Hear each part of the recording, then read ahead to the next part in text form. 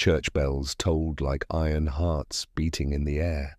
Each note shivered across the marble walls, down the long aisle lined with roses so white they looked carved from porcelain. Guests shifted in their seats, whispering beneath the cathedral's high arches, fans flicking nervously against the warm hush of late afternoon. At the altar stood Adrian, tall, polished, every inch the groom of high society. His tuxedo gleamed black as ink, his shoes catching sparks of light from the chandeliers. He held his posture with the rigid grace of someone raised to expect admiration. Yet his hands betrayed him, fingers tightening, then loosening, restless against the ivory cufflinks. The music swelled. 1,000 eyes turned. There she was, Elena, the bride. Her gown was a storm of silk, its train trailing like moonlight poured onto the marble. Diamonds shimmered at her throat, firefly sparks trapped in glass. She moved slowly, each step sinking into the velvet hush of the church. For a moment, it looked like a dream, the perfect heiress marrying into another dynasty, a union that would fasten two fortunes together like stitched gold. But her eyes told another story. They flickered, left, right, like a bird trapped in a glass cage. Each step seemed heavier, the veil trembling against her lips as though her breath fought for freedom. Whispers followed her down the aisle, admiration, envy, gossip wrapped in perfume. None of them noticed the tremor in her hands. None of them heard her heart pounding louder than the organ. Adrian smiled as she approached, a smile rehearsed, polished, the kind of smile expected for photographs in glossy magazines. He reached for her hand as she arrived at the altar. She didn't take it. The priest began, voice rolling through the cathedral like a tide. Dearly beloved, we are gathered here today. Elena's throat tightened. Her ears roared with the sound of her own pulse. She tried to steady herself, but the words blurred, smearing into a meaningless hum. Her gaze drifted past the priest, past Adrian, and out toward the grand doors at the end of the aisle. The doors she'd entered from. The doors she longed to run through. She swallowed hard. "Do you, Adrian, take this woman?" The groom's voice rang out, clear, assured. "I do." Every head turned. Every gaze landed on her. "And do you, Elena, take this man?" Silence. Her lips parted. No sound came. The priest's eyes narrowed, kindly but firm. Adrian shifted, his smile faltering. The crowd leaned forward as though a single breath bound them all together. Elena's voice cracked into the hush. The word hung, brittle as glass. She looked at Adrian, his perfect jaw, his calculating eyes. Behind him stretched a future scripted by wealth and power, a life measured in ballrooms and boardrooms. And then she saw something else. Not here, not in the church, but inside her memory. Flashes like lightning, a man in the dim glow of a street corner, bowing over a violin, strings crying out under his hands. His eyes closed, body bent with the music, as though he belonged to some hidden world where money meant nothing, where only passion ruled. That man's music still lived in her chest. She looked back at Adrian. His grip on her fingers tightened, urging, commanding. "Elena," he whispered, sharp beneath his breath. Say it, but she couldn't. The church was too still. The silence was a weight pressing on her ribs. She felt the walls closing, the chandeliers above like cages of fire. Her hand slipped from his. Gasps rippled through the guests. Someone dropped a fan.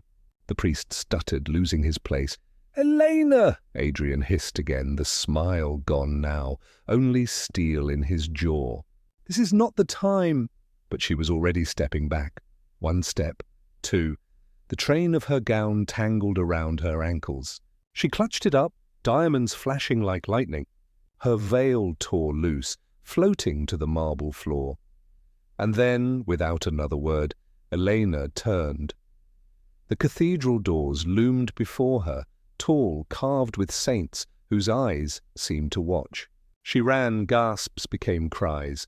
Voices rose in confusion, outrage, disbelief. Adrian lunged forward, but the weight of his pride kept him still, rooted in front of the altar, as though leaving it would break him more than her betrayal. Elena's footsteps echoed, each one sharper than the last. The bouquet slipped from her fingers, roses scattering across the floor like drops of blood. She shoved the doors open. Daylight exploded in.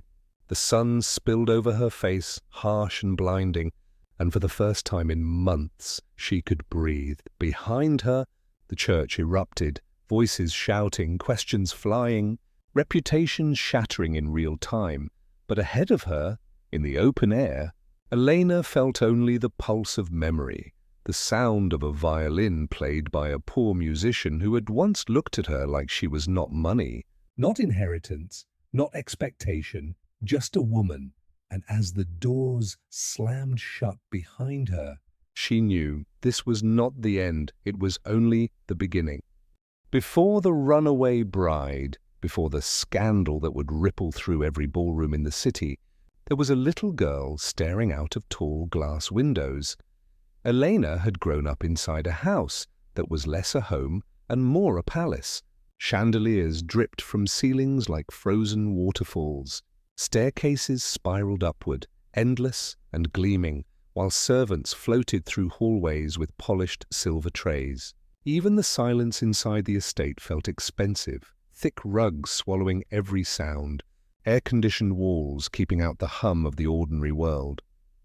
Her father, Victor Marlowe, was a man whose name carried weight in financial circles, the kind of man newspapers wrote about with admiration and fear.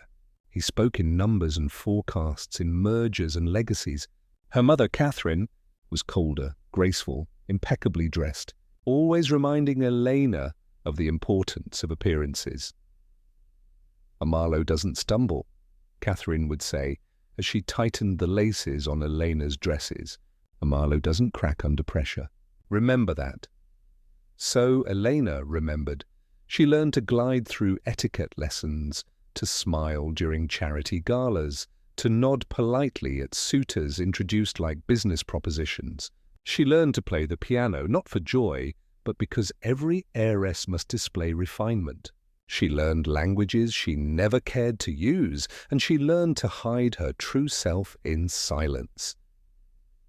Yet late at night, when the estate finally slept, Elena would slip barefoot into the music room. She would open the piano with trembling fingers, not to perform scales or sonatas drilled into her by tutors, but to play fragments, pieces she made up, soft, incomplete. Her hands would hover, searching for a sound that felt like her. But the music always died before it lived, smothered by the fear of discovery. Her life was golden, yes, but it was also hollow. By her early 20s, Elena had become the jewel of her family's empire, admired, envied, discussed. Suitors came with smiles too polished, questions too rehearsed. They wanted the Marlowe fortune as much as they wanted her. And in time, one man stood above the rest. Adrian Kavanagh. His family name was Old Money, aristocratic. His voice was smooth, his manners impeccable. He was everything her parents wanted for her. At dinners, he charmed her father with financial ambition. At luncheons, he flattered her mother with delicate compliments. In photographs, he stood beside Elena with a hand around her waist, smiling like ownership. Everyone said they were perfect together. Everyone except Elena. She would lie awake, staring at the ceiling, imagining her future with him, the endless galas, the scripted smiles, the children groomed for inheritance. A life of marble floors and silenced desires. The thought pressed down on her chest until she couldn't breathe. And then, one night, the world cracked open. It was small, ordinary, almost nothing. She had escaped a family dinner, restless, and wandered down into the city streets where her presence would have been unthinkable in daylight. She wore a plain coat to hide her identity, her hair pulled back, her heels traded for flats. The streets were alive with a different music, vendors shouting, neon lights buzzing, laughter spilling from bars. She walked without direction, chasing the thrill of anonymity. And then she heard it. A violin, not polished, not perfect, raw. The notes trembled at first, then surged, pouring into the air with aching beauty. She followed the sound to a street corner where a young man stood, bow arcing over strings as if each stroke carried his soul. He was not dressed like the men she knew. His coat was frayed, his shoes worn. His hair fell into his eyes, unbothered by fashion. But none of that mattered, because the way he played was unlike anything she had ever heard. The music was alive, desperate and free, like a confession whispered to the night. She stood there, frozen. The crowd that had gathered dropped coins into his open case, some stopping only for a moment. But Elena stayed. She stayed until the last note trembled into silence, until the bow lowered, until he finally opened his eyes. Their eyes met. And in that moment, it felt like he saw her, not Elena Marlowe, the heiress, the polished jewel, the perfect bride-to-be, just a woman, just herself. The corner of his mouth lifted, shy but unafraid. "Didn't think I had an audience like you," he murmured. His voice was husky, touched with laughter. Elena's heart raced. She almost answered, but footsteps sounded behind her, guards sent by her father, scanning the streets. Panic jolted through her. She turned, disappearing into the night before she could even ask his name. But his music stayed with her. It lived in her chest, filling the hollow spaces her family's wealth had carved out. And as she lay in her bed that night, staring at the ceiling again, Elena finally realized there was more to life than marble floors, more than inheritance, more than Adrian. There was music, there was freedom. And somewhere in the city there was a poor musician who had played as if he understood her secret heart. The night after she first heard him, Eleanor tried to forget. She told herself it had been nothing, just a chance encounter on a crowded street, a fleeting sound carried on the wind. But when the estate sank into silence and she sat before her piano, her hands would not play scales or polite pieces.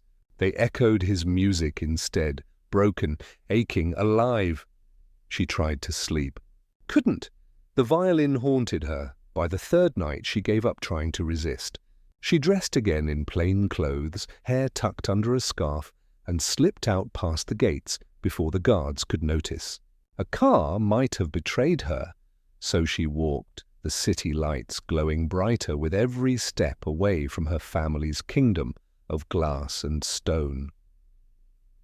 The streets breathed differently at night. Vendors closed their stalls, bar doors creaked open, voices hummed in shadowed alleys. Elena searched, her pulse quickening with each corner she turned. And then she heard it again. The violin. She followed the sound like a thread pulling her through the city until she found him once more, standing beneath a flickering street lamp, bow dancing over strings. The case at his feet was emptier tonight. Fewer coins, fewer people stopping. But still, he played as if the world depended on it. Elena stood back, hidden in shadow, listening. The music surged, dipped, soared, and when it finally broke into silence, she stepped forward before she could lose courage. "That was beautiful," she said softly. He turned, startled. His eyes widened as they adjusted to the sight of her. This woman in a plain coat, her face half lit by the street lamp. Recognition flickered. "You again?" Her lips parted, but no words came. Then she laughed, nervous, quiet. "I couldn't stay away." A smile touched his face. Not polished like Adrian's, not rehearsed, just real. "Then I suppose I should introduce myself properly." "I'm Lucas, Eleanor," she said.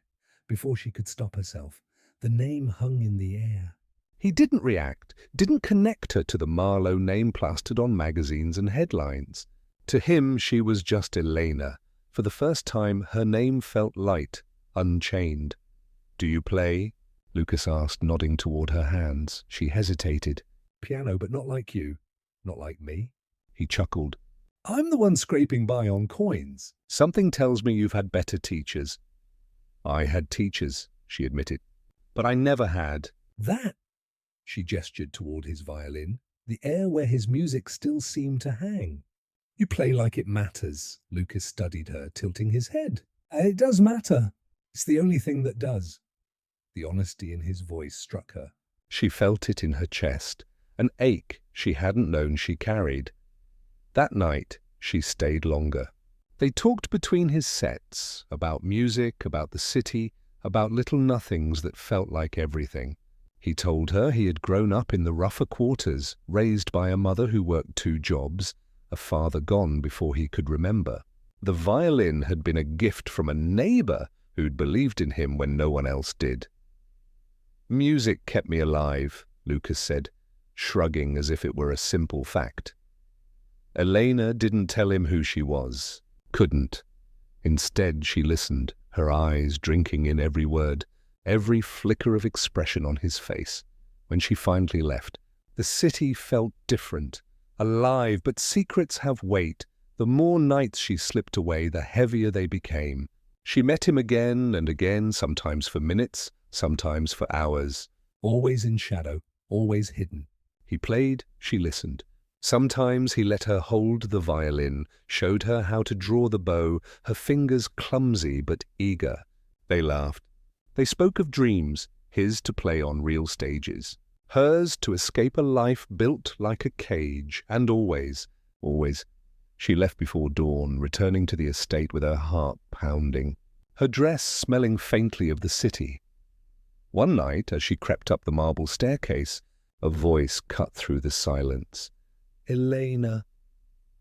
Her mother stood at the top of the stairs, wrapped in silk, eyes sharp as knives. "Where have you been?"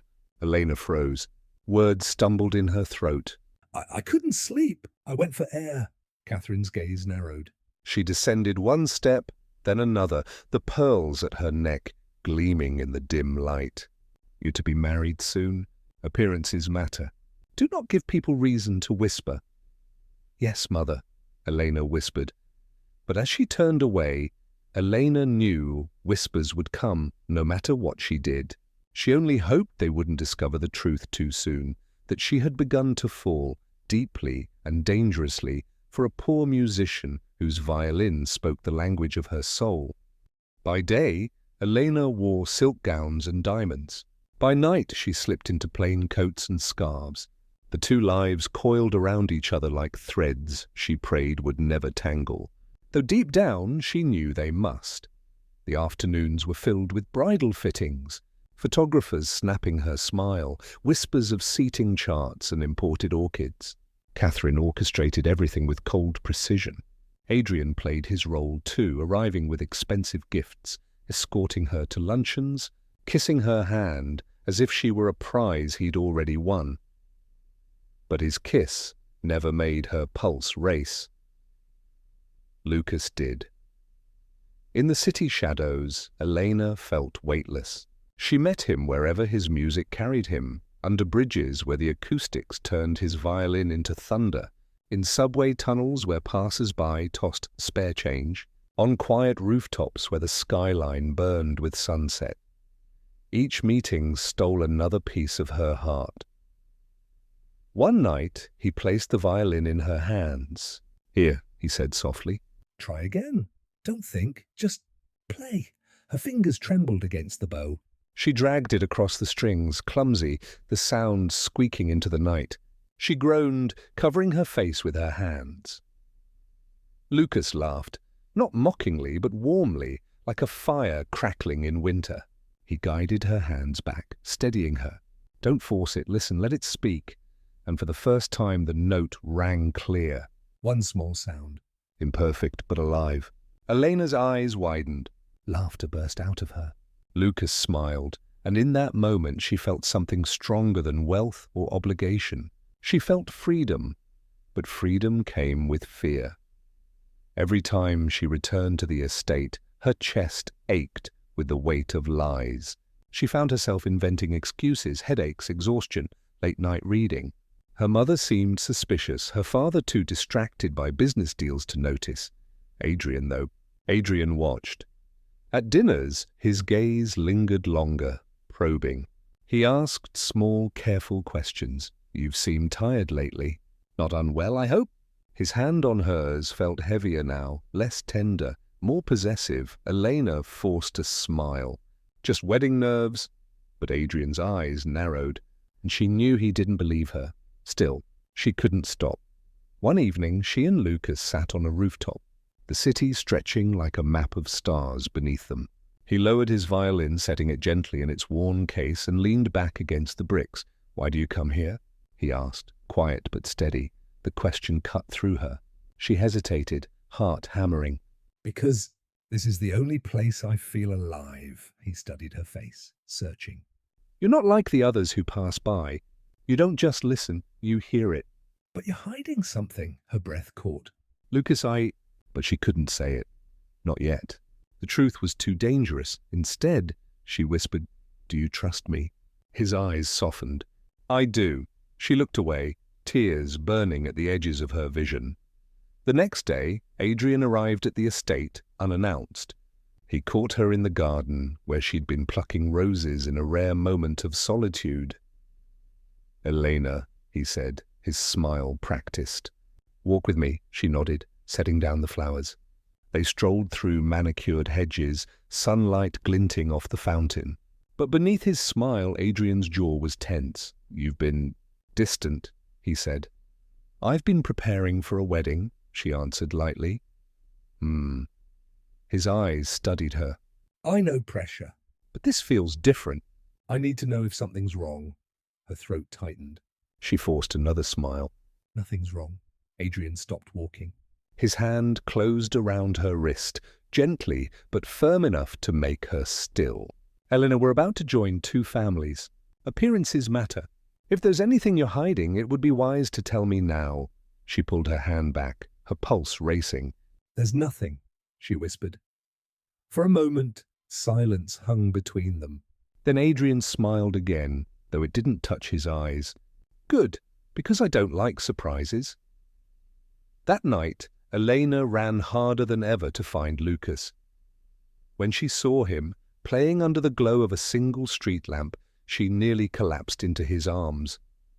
He steadied her, confusion flashing in his eyes. "What's wrong?" "Nothing," she lied again, shaking her head. But as his hand brushed her cheek, she felt the truth surge inside her like a tide, too strong to contain. She was living on borrowed time. Adrian was suspicious. Her family expected perfection.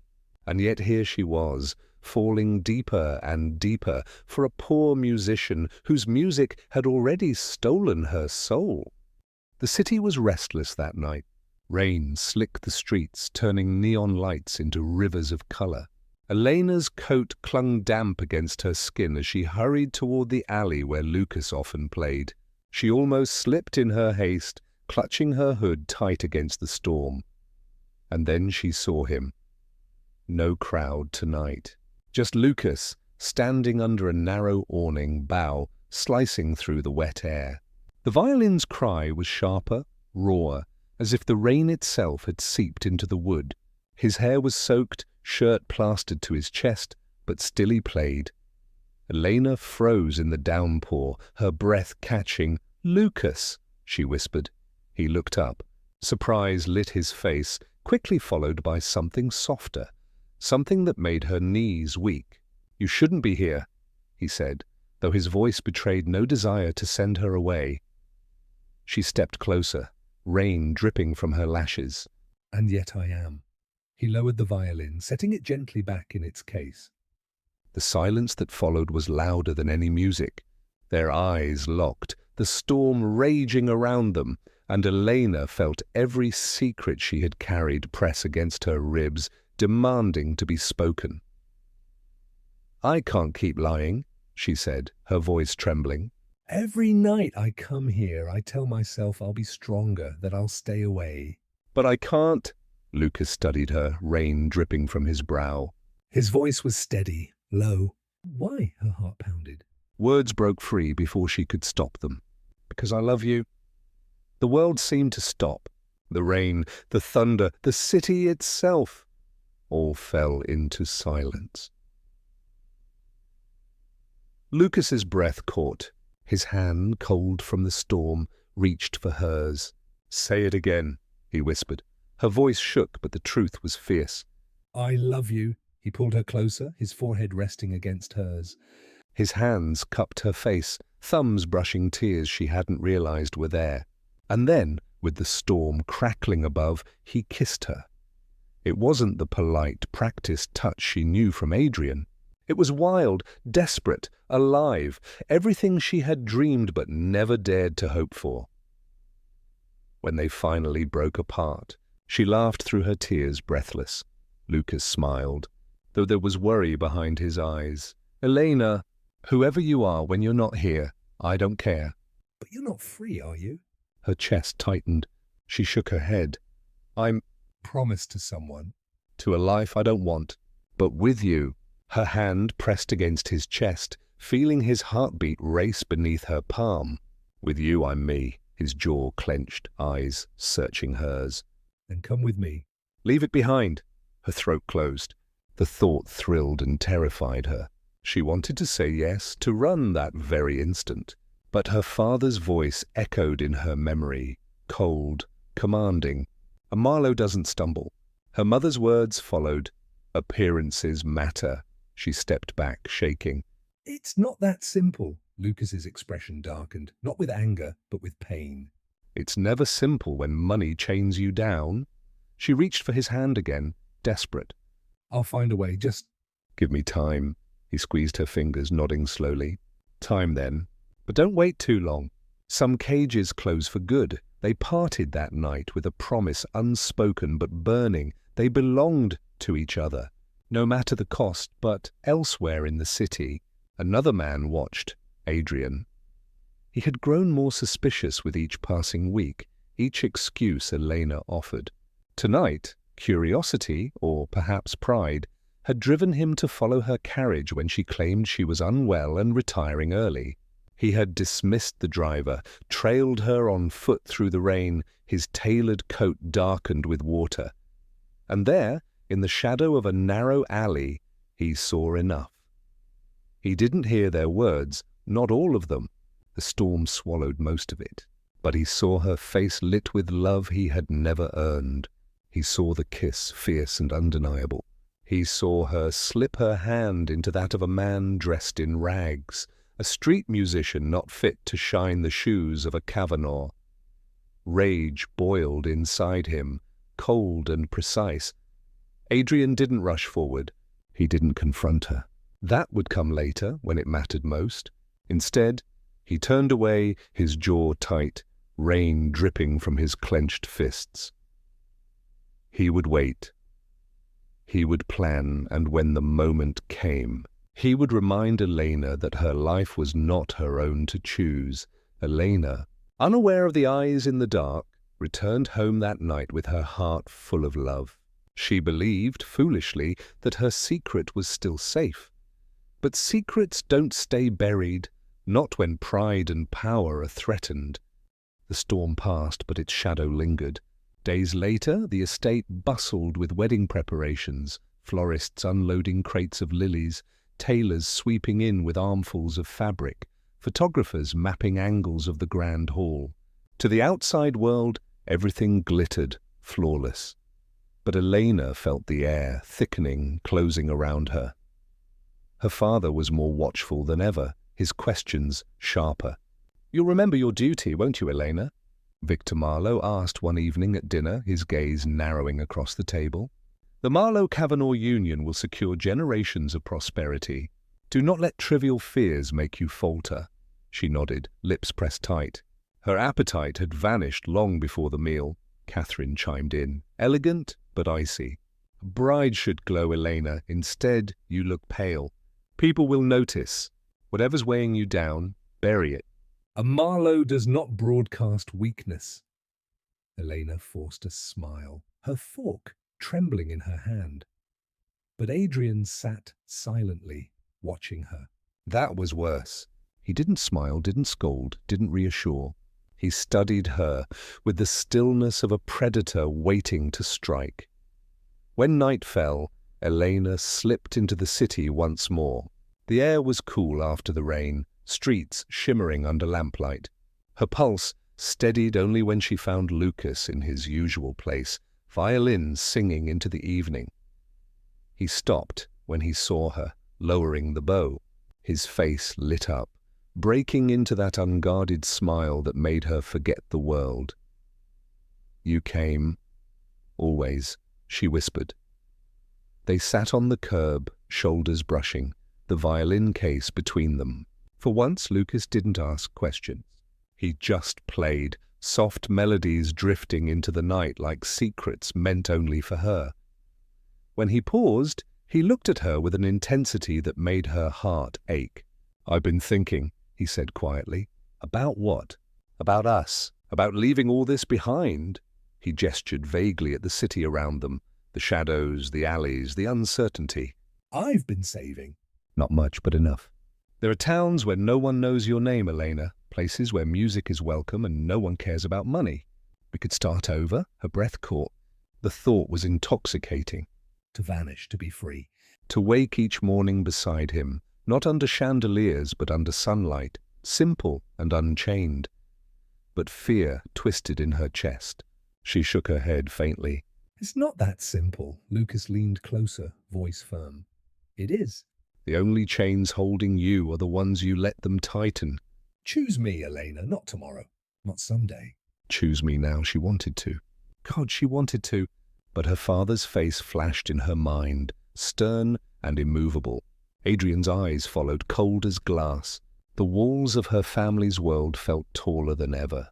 Tears welled in her eyes. "I need more time." Lucas's jaw tightened. He looked away, bowing his head. "Every time you ask for time, I wonder if you'll ever be able to give me more than stolen hours." Elena touched his hand, desperate. "Please, don't give up on me." His fingers closed around hers, warm, steady. "I won't, not yet." Back at the estate, Adrian moved carefully, methodically. He didn't confront Elena directly. Not yet. Instead, he spoke quietly to Victor Marlowe after a business meeting. His words were measured, but they carried poison. "Elena seems distracted. I fear the pressures of the wedding may be too much for her." Victor frowned, his pride stung. "She'll learn her place." Adrian nodded slowly, concealing his satisfaction. "I trust her, of course." "But I wonder if her heart is entirely in it. Perhaps more guidance from her parents would help." Victor's expression hardened, and that evening Elena found herself shadowed by guards wherever she went. Her carriage rides were monitored, her correspondence intercepted. Even the piano in the music room was no longer hers. Her mother demanded she practice only acceptable pieces. Supervised, the cage was closing one night. As she slipped back late from meeting Lucas, she found her bedroom window already lit.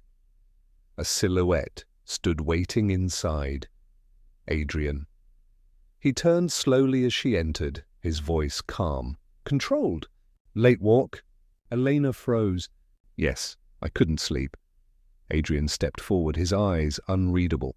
"I hope the air was refreshing." "You'll need your strength." "The wedding is not far now." Her breath caught. She wanted to scream, to confess, to fight. But his gaze pinned her in place.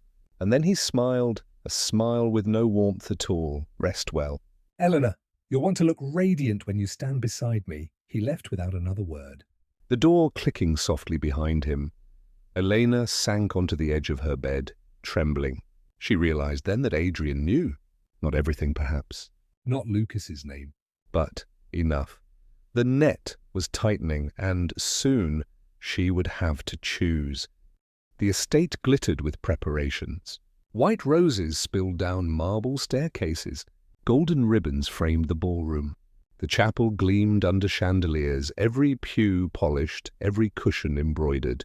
Guests had begun to arrive, politicians, businessmen, heirs and heiresses, the high circle of society that lived and breathed scandal. The night before the wedding should have been a celebration, but for Elena, it was suffocation.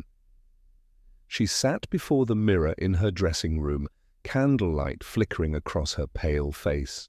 The gown for tomorrow hung nearby, an ocean of silk, its bodice heavy with jewels. It shimmered like a prison. A soft knock broke the silence. She turned, startled. The maid, Anna, slipped inside, eyes darting.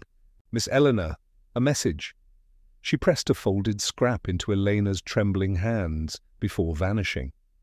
Elena unfolded it quickly. The writing was hurried but unmistakable. "Meet me, tonight. One last time. If we wait longer, they'll cage you forever." Her breath hitched. She crushed the note to her chest, her heart racing. The city streets were alive with shadows when she reached the square. Lucas stood beneath the clock tower, violin case slung over his shoulder, eyes burning with urgency. When he saw her, he didn't waste a second. "Tomorrow they'll bind you to him. If we don't leave now, you'll never be mine." Elena shook her head, breathless. "Lucas, I can't just vanish."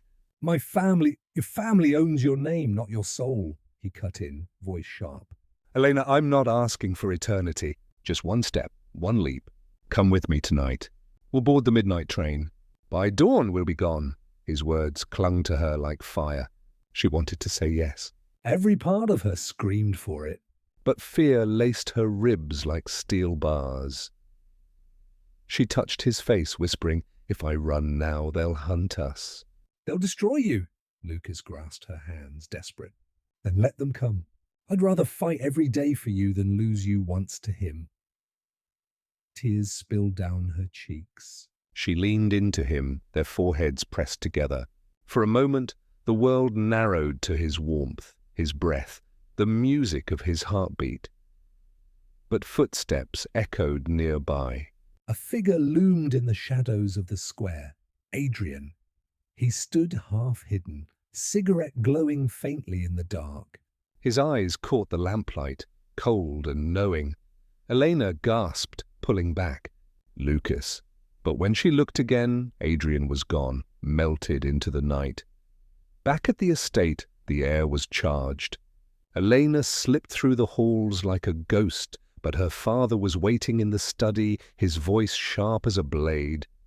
"You were seen," Victor snapped. "Out! Again!" Elena froze, her pulse racing. Catherine's gaze was colder than marble. "Tomorrow you will stand at that altar, Elena, and you will smile. Do you understand me?" Elena's lips trembled, but she nodded. What else could she do? Victor leaned closer, his tone low and threatening. "Defy us and the boy will vanish." "Do you hear me?" "I'll see to it personally." No trace of him left in this city. Her knees weakened. She wanted to collapse, but she held herself upright, gripping the edge of the desk until her knuckles whitened. That night, Elena lay in bed, staring at the ceiling. The gown loomed in the corner like a sentinel. The words of her father rang in her ears, heavy and merciless, but Lucas's plea cut deeper. "Come with me tonight. One leap." Her mind swung like a pendulum, back and forth, hour after hour. She imagined walking down the aisle, Adrian's hand gripping hers, 1,000 eyes staring as she recited vows she did not mean. The thought strangled her. Then she imagined the midnight train, Lucas's arm around her, the horizon wide open, the sound of his violin playing her into freedom. That image set her heart racing, alive. The clock ticked toward dawn.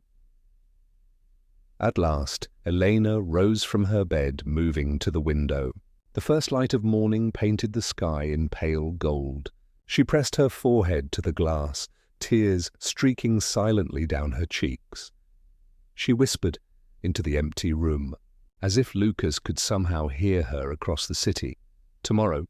"I'll choose." But in the hallway a shadow moved. Adrian lingered by her door, his expression unreadable, listening. He had heard enough. The night before the wedding had ended, but the real storm was only beginning. The morning sun rose bright and merciless, spilling across the estate like a spotlight.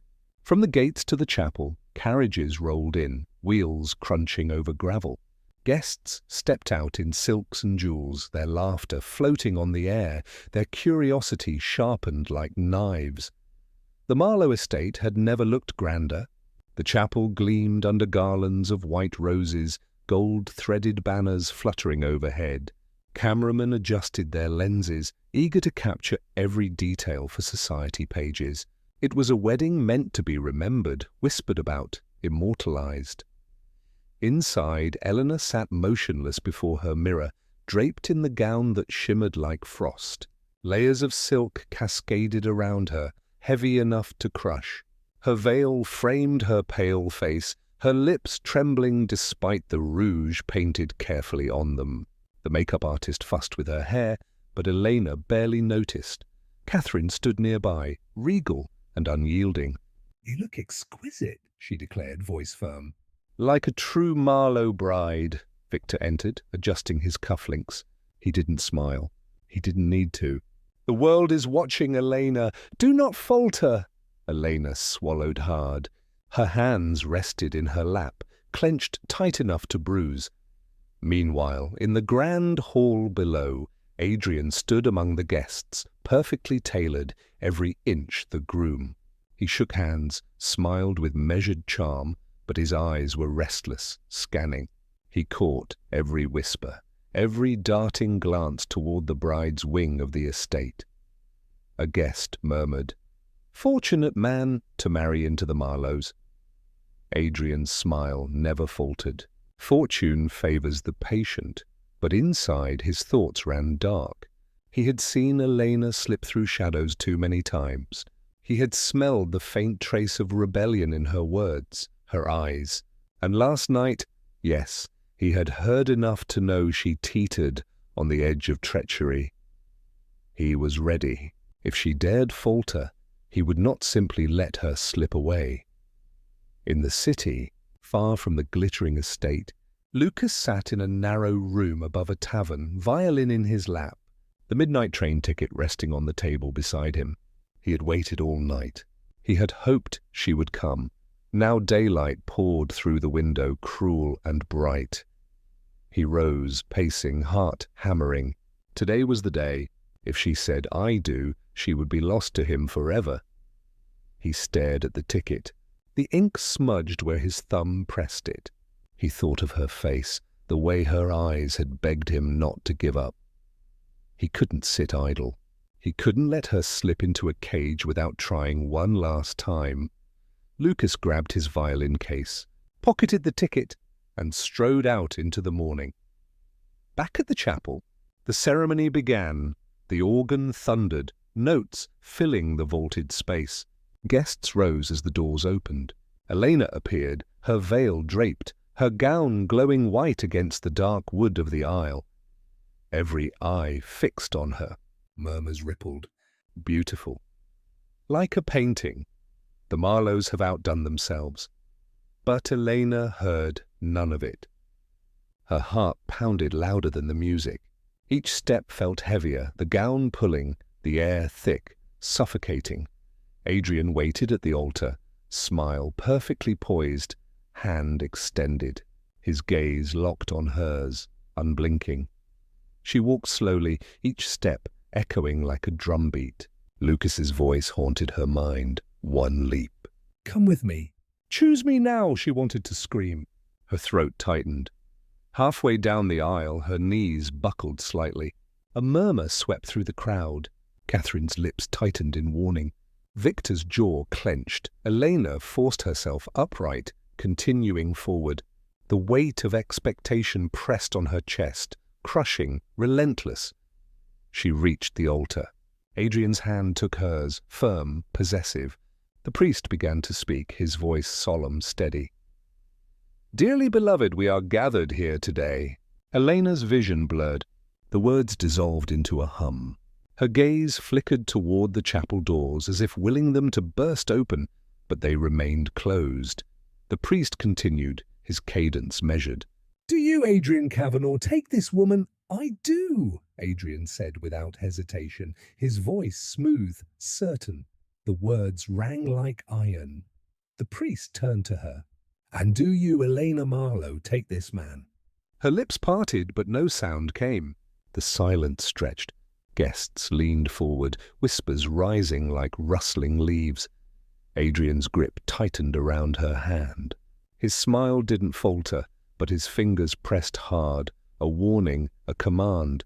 Elena's heart thrashed against her ribs. She saw Lucas in her mind, his eyes, his plea, the ticket he had shown her. The priest repeated softly, "Do you, Elena Marlowe, take this man?" Her mouth opened again, but still the word would not come. The chapel held its breath, and then the great doors at the back of the chapel slammed open. A figure stood in the entrance, violin case in hand, chest heaving, eyes blazing. Gasps rippled through the crowd. Elena turned, veil trembling as her breath caught. It was Lucas. The wedding had just turned into a battlefield. The silence in the chapel shattered like glass. Gasps rose, spreading in waves across the pews. 1,000 eyes swung toward the doorway where Lucas stood, chest rising and falling, violin case clutched like a weapon. Elena's heart leapt to her throat. Adrian's grip on her hand hardened to pain. His voice hissed low, venomous. "What is he doing here?" The priest faltered, words dissolving mid-vow. Catherine Marlowe surged to her feet, face pale with fury. Victor rose beside her, thunder etched across his brow. The guests whispered, hungry for scandal, some half rising to see better. Lucas stepped forward, his voice cutting through the murmurs, raw and unflinching.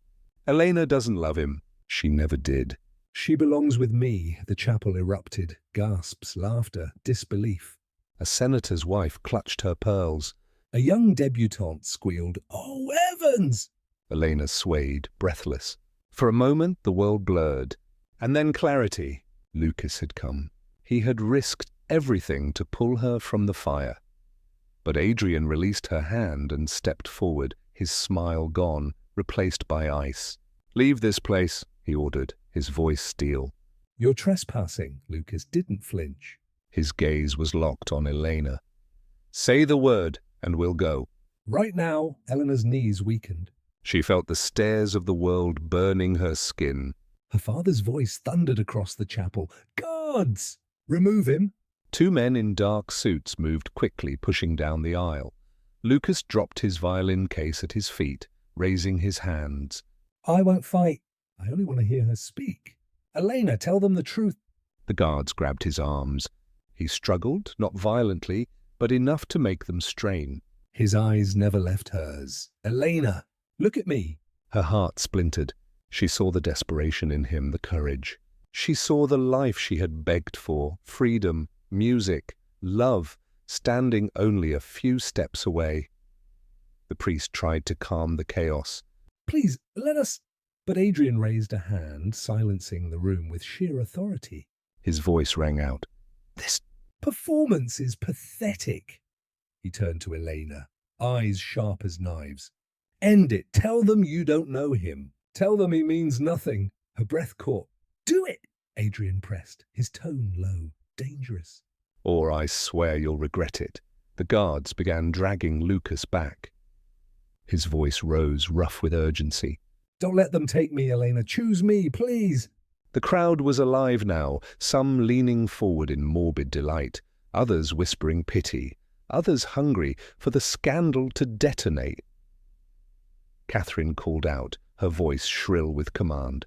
"Elena, silence him." "For the family's sake." Victor barked, "One word from you and he disappears forever." Elena's chest heaved. The walls of the chapel seemed to close in, the air strangling her. And then, as the guards dragged Lucas toward the door, his voice cracked across the room. "Do you love him, Elena?" "Or me?" The chapel froze, every eye fixed on her. Her lips trembled. Tears blurred her vision.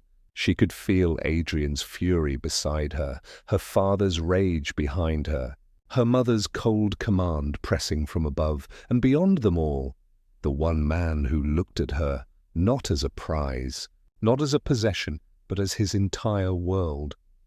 Her voice broke free. Louder than she thought possible. I love him. The words rang like a bell, silencing the entire chapel. Gasps. Cries. A ripple of disbelief coursed through the crowd. Someone dropped a fan. Another whispered, "Scandalous!" Victor's face turned crimson, veins bulging at his temple. Catherine swayed as though struck. Adrian's expression hardened to stone, his jaw clenching tight. Lucas stopped struggling, eyes wide, hope flooding his face. The guards hesitated. Unsure, Elena tore the veil from her head, silk spilling like water to the floor. Her voice trembled, but her spine straightened with a strength she hadn't known she carried. I will not marry a man I don't love. I will not be your pawn. I am not your property. I choose my heart. The crowd erupted. Shouts, arguments, scandalous laughter. Some applauded her courage, others hissed her downfall. Adrian's hands curled into fists. He stepped toward her, his voice a low snarl only she could hear. You'll regret this. I promise you. But Elena lifted her chin. For once, she did not look away. The priest backed away from the altar, helpless.